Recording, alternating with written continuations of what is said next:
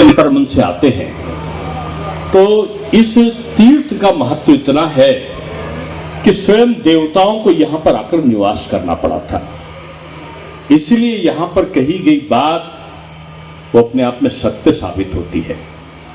और हमारे हिंदू शास्त्रों में एक बात कही गई है कि जब सूर्य अस्त हो रहा हो, सूर्य अस्त का समय हो, ये सूर्य अस्त का ही समय माना जाता है, आधे घंटे तक का जो चलता है, तो ये कहीं ना कहीं सूरज भगवान विराजित होंगे, उस समय जो मुंह से निकलती है बात वो सत्य होती है।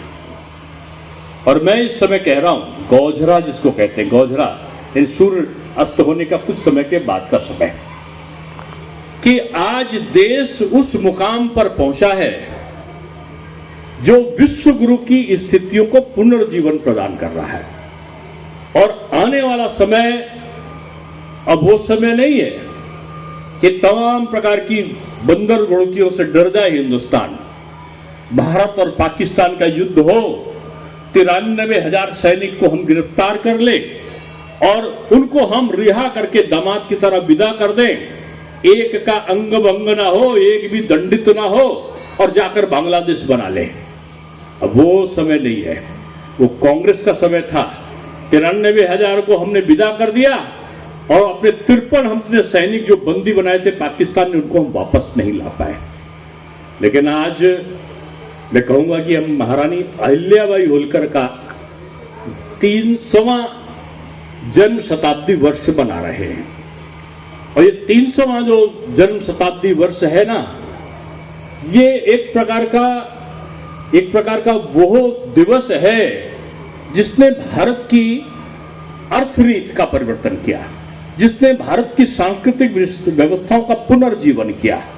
हम तो उस पुण्य स्थान पर हैं जहां महारानी अहिल्याबाई होलकर जी ने यहां का भी जीर्णोद्धार कराने का निश्चय किया था, इस कुंड के पास में।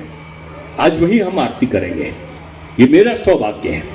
अहिल्याबाई होलकर एक सामान्य, एक छोटे सी जगह पर जिनका जन्म हुआ, अहमदनगर के पास में, वो अहमदनगर कहलाता था, जहां साईं बाबा का मंदिर है थोड़ी दूर पर, वहीं पर उनका जन्म हुआ था। और महाराष्ट्र में वो पैदा हुई। अब भारतीय जनता पार्टी की जब सरकार बनी तो उस स्थान का, उस जिले का नाम अहमदनगर नहीं है, उस जिले का नाम अब अहिल्यानगर हो गया।